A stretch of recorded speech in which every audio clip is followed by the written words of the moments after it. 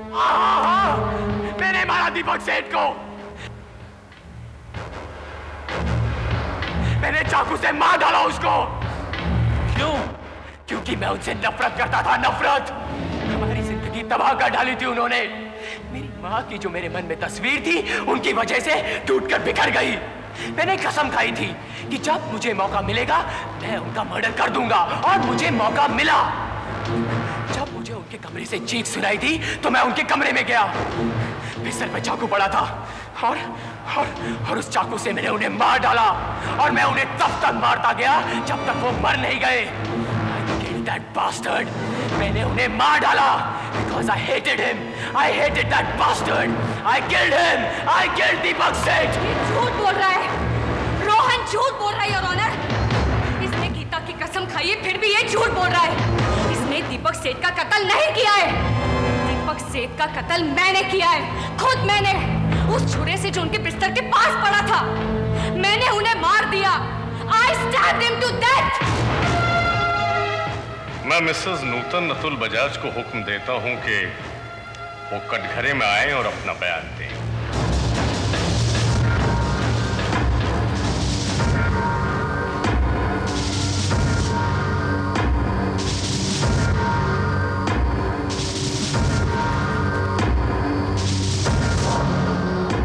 मैं कसम खाती हूँ जो कुछ कहूंगी सच कहूंगी, सच के सिवा और कुछ नहीं कहूंगी।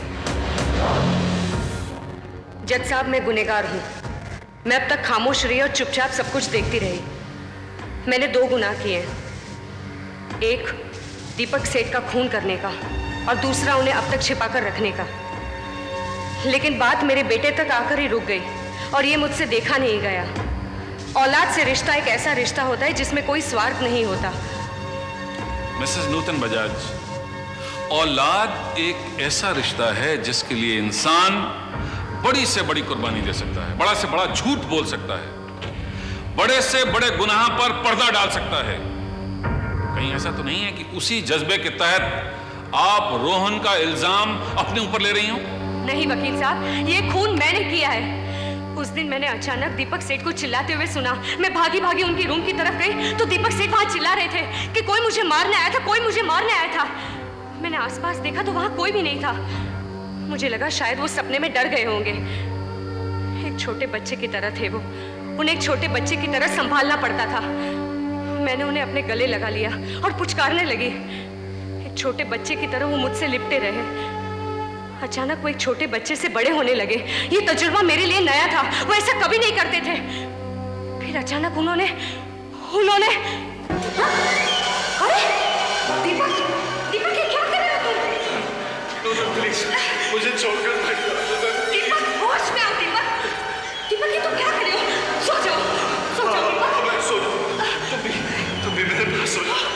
मुझे देखो, मेरे बदन में अजीब सी हलचल मची हुई है। जोर जोर से धड़क। दीपक ये तुम क्या कर रहे हो? होश में आओ दीपक, दीपक सो जाओ। देखो देखो दीपक, देखो दीपक, देखो। फिर वो काफी आगे बढ़ गए और उन्हें कंट्रोल करना मुश्किल हो गया। छोड़ो दीपक, दीपक होश में आओ दीपक। मुझे छोड़कर मत जाओ। दीपक ये क्या कर रहे हो तुम? दीपक ये क्या कर रहे हो तुम? देखो दीपक, दीपक होश में आओ दीपक। जब मैंने चाकू उठाया था तो मेरा कोई इरादा नहीं था खून करने का, बल्कि एक ख्याल मेरे मन में भी नहीं आया था। लेकिन दीपक सेठ मेरी तरफ अचानक लपके और वो चाकू उनके पेट में चला गया।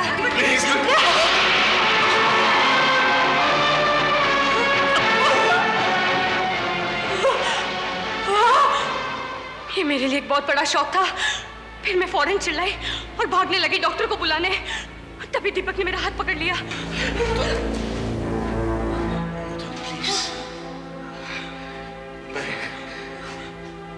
मैं ठीक हूँ नूतन। देखो मेरे चेहरे की तरफ देखो। मैंने देखा उनका चेहरा दर्द से पीला पड़ रहा था, मगर पागलपन के कोई निशान नहीं थे। वो बिल्कुल नॉर्मल लग रहे थे। उनकी आंखों में एक पश्चाताप था, एक दर्द था। नूतन, मुझे माफ कर दो नूतन, प्लीज मुझे माफ कर दो। पता नहीं मुझे क्या हो गया, मैं अपने आप को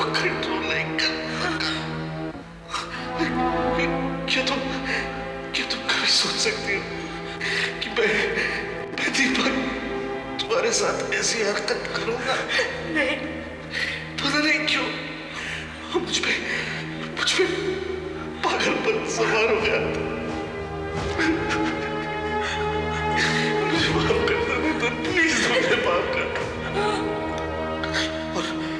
और एक वादा करो मुझसे कि ये जो कुछ भी हुआ किसी को नहीं बताओगी, क्योंकि इस खून से तुम्हारा तो कोई मतलब ही नहीं। जो हो रहा था सो हो गया, किसी को नहीं बताओगी। प्लीज प्लीज वादा करो, क्योंकि तुम पर किसी का शक है ये तो सवाल ही पैदा नहीं होता। बहुत से लोग हैं जो मुझे मारना चाहते थे, तुम पर कोई शक नहीं करेगा, तारा पर भी नहीं। और मुझे किसी की फिक्र नहीं है। जब तुम्हारा कोई कसूर ही नहीं है तो क्यों फिर दीपक नहीं, दीपक दीपक दीपक नहीं, दीपक का कोई वादा मैंने नहीं टाला, आज तक नहीं। इसलिए इस वादे को मैंने अपने दिल से लगा लिया जब तक कि रोहन के सर ये बात नहीं आ गई। रोहन को इस बात का पता था, इसका शक था मुझे।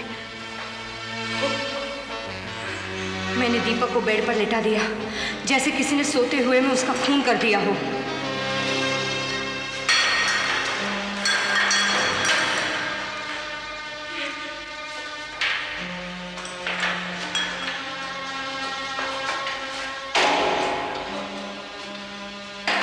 कमरे की सब चीजें मैंने ठीक की।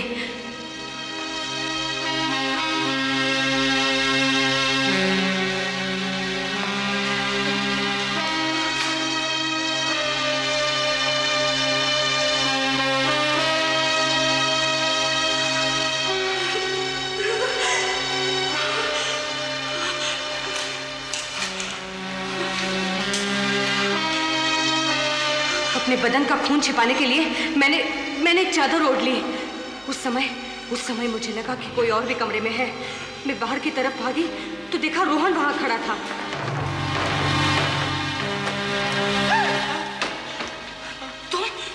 तुम यहाँ क्या कर रहे हो? कुछ नहीं, वो देख रहा था। क्या देखा तुमने? कुछ भी नहीं। हाँ? कब आए यहाँ? अभी 2 मिनट पहले। जाओ यहाँ से। दीपक सो रहा है, डोंट डिस्टर्ब हिम। जाओ। रोहन चला गया, मैं भी चली गई। और फिर किस्मत ने अपनी चाल चली। हम जो सोचते हैं वो कभी होता नहीं, और जो होता है उसका हमें ख्याल भी नहीं आता। तारा, जिसका दूर दूर तक आने का अंदेशा नहीं था, वो भी वहां पहुंच गई।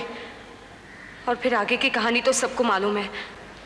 लेकिन जब किस्मत ने अपनी चाल चली और तारा उसमें फंस गई, तब भी तुम्हें सच बोलने का ख्याल नहीं आया? या फिर दीपक सेठ को दिया हुआ वायदा इतना महान था कि उसके सामने तुम्हारे लिए तारा की जान की भी कोई कीमत नहीं थी? हाँ, दीपक से किया हुआ हर वादा मेरे लिए बहुत मायने रखता था। दीपक का रिश्ता मुझसे हमारे कॉलेज के जमाने से था। कुछ ऐसे हालात हुए कि मेरी शादी अतुल से हो गई, लेकिन दीपक मेरे लिए एक देवता थे और देवता की पूजा की जाती है। फिर तारा पे इल्जाम आया। मैं जानती थी कि तारा निर्दोष है और वो जरूर बच जाएगी, इसलिए मैं रोज कोर्ट में आती रही और चुपचाप खामोशी से ये तमाशा देखती रही, जब तक कि रोहन ने मुझे बचाने के लिए ये इल्जाम अपने सर ले लिया। और फिर मैं चुप नहीं रह सकी, इसलिए मैंने अपना वादा तोड़ दिया। अपने देवता से किया हुआ वादा मैंने तोड़ दिया मैंने अपना वादा तोड़।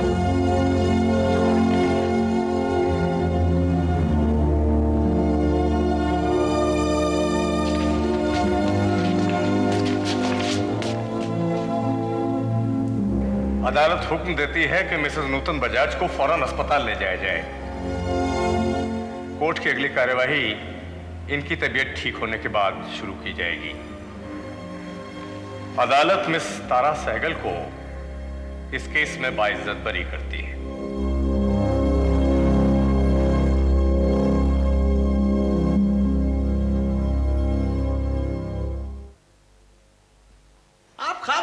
पर भड़क रहे हैं सहगल साहब? आपकी इस हालत का जिम्मेदार मैं नहीं हूं। जब मैं इनकार पर इनकार किए चला जा रहा था तो आपको क्या जरूरत थी अपना मुंह फाड़ करके हाँ हाँ हाँ कर देने की? अबे और टलने के बच्चे, ये मत समझ कि मैं अंदर तो कभी बाहर नहीं निकलूंगा। नहीं नहीं, बाहर तो निकलेंगे। बाहर कैसे नहीं निकलेंगे? जब तक ये टंडन जिंदा है कोई आपको अंदर नहीं रख सकता। लेकिन सवाल यह कि आप अंदर गए क्यों? आपने अपने मुंह से हाँ कहा ही क्यों? अगर आप अपने मुंह से हाँ नहीं कहते ना तो कोई माई का लाल आपको टच भी नहीं कर सकता था। मैंने सारी एंटीसिपेटरी बेल्स ले रखी थी। अरे वो धड़ियल वकील सवाल पे सवाल किए जा रहा था, उसकी मनुष्य शक्ल देखिए गुस्सा आ गया मुझे। मैंने कहा हाँ किया, जाओ उखाड़ ले जो उखाड़ सकता है।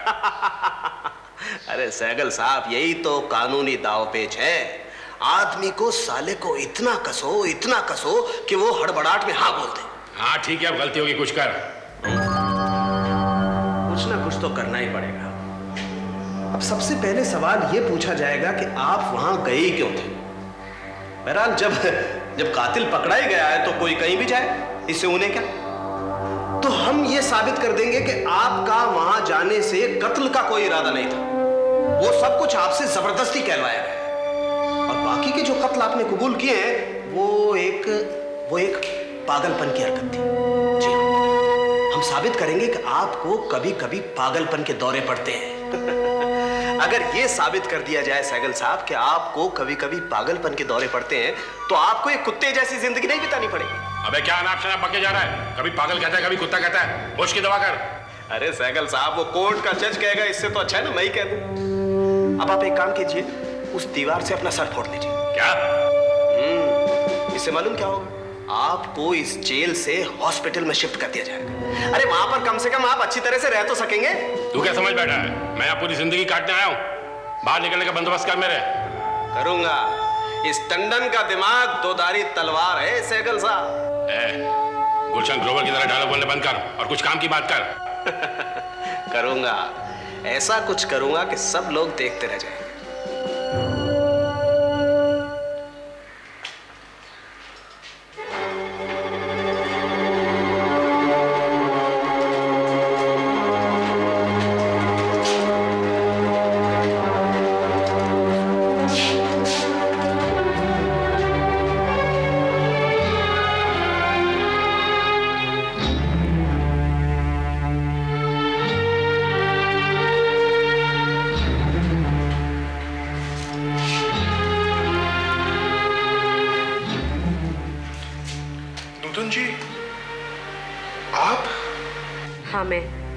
मुझे यहाँ देखकर चौंक गए ना बॉबी? मगर सच्चाई यही है कि दीपक सेठ का खून मैंने किया है। आप खून नहीं कर सकते। आपने जिसकी सेवा की, जिसके लिए आपने अपनी जिंदगी का हर सुख छोड़ दिया, आप उसका खून कैसे कर सकती हैं? एक एक्सीडेंट था, मगर वो चाकू मैंने उठाया था बॉबी। बस मैं और कुछ नहीं पूछूंगा। खाने खास का अब क्या होगा? रोहन चलाता है, उसने सारी जिम्मेदारी अपने सर ले ली, पर पीना उसका दादस्तूर जारी है। इन टेंशन के दिनों में वो अपनी माँ के सारे राज छुपाता रहा और शराब पीता रहा। तुम यहाँ कैसे? कुछ नहीं, दस्त से चोट लग गई थी, ड्रेसिंग करवाने आया था, बस। तुम्हारे केस का क्या हुआ? नूतन जी, आज कोर्ट में मेरा फैसला है। एक बात कहूं आपसे, अगर आपने एक खून की बात मुझसे कही होती तो ये इल्जाम मैं हंसते हुए अपने सर लेता। नूतन जी, मुझे अपने किए की सजा तो मिलेगी ही, साथ में थोड़े से और साल जुड़ जाते तो क्या फर्क पड़ता?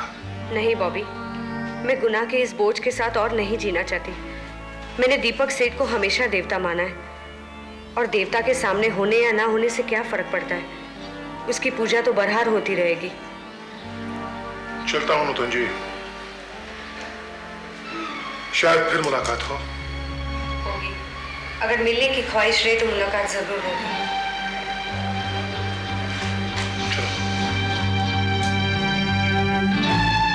एक और देवता। लो यंग लेडी, ये तुम्हारे लिए। इसकी क्या जरूरत है uncle? Come on. Thank you very much.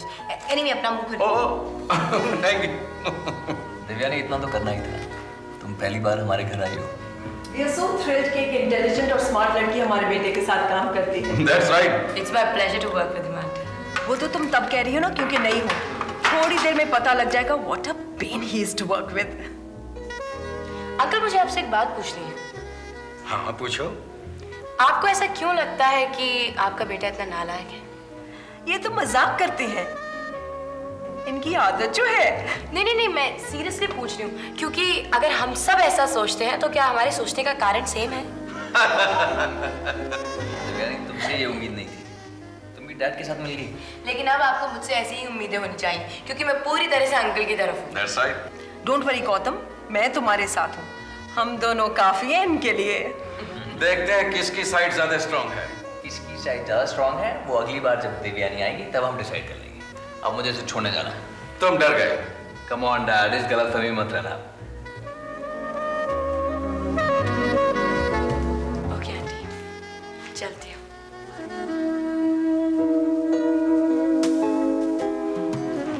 Good night uncle. Good night.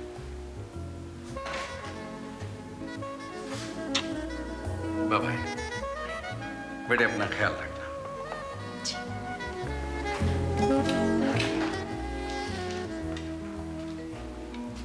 चले। Good night. Bye bye. Bye bye. Bye.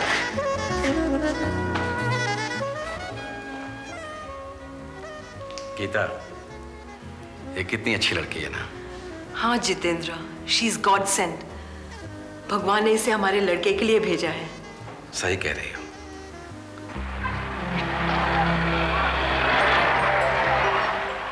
क्या सोच रही है देवयानी? यही कि कैसी रही होगी तुम्हारी जिंदगी जब तुम छोटे थे। देखा जाए तो काफी डल सी, बोरिंग, रूटीन सी, कुछ खास नहीं, मगर हाँ खुश हूं मैं, काफी सुखी सा हूं। कितनी अजीब सी बात है ना। क्यों? वो इसलिए कि हमें हमेशा अपने से ज्यादा दूसरों की जिंदगी अच्छी लगती है। हमें हमेशा ऐसा लगता है कि जो दूसरों की जिंदगियों में हो रहा है उससे अच्छा हमारी जिंदगी में कभी नहीं हो सकता। आज रात को जब मैं तुम्हारे माता पिता से मिली तो मुझे बहुत अच्छा लगा। मुझे महसूस हुआ कि उन लोगों में आपस में बहुत प्यार है। ऐसा प्यार जिसमें अंडरस्टैंडिंग है, एक दूसरे की केयर करते हैं वो सब। और जिस चीज को तुम यूजुअल, रूटीन, मंडेन ये सब चीजें कह रहे हो, मेरे ख्याल से वो तो आइडियल जिंदगी है। और जैसा प्यार वो लोग तुम्हें देते हैं वैसे ही प्यार तुम में और तुम्हारी बहन में होगा, है ना? चलो एक दूसरे की लाइफ एक्सचेंज कर लेते हैं।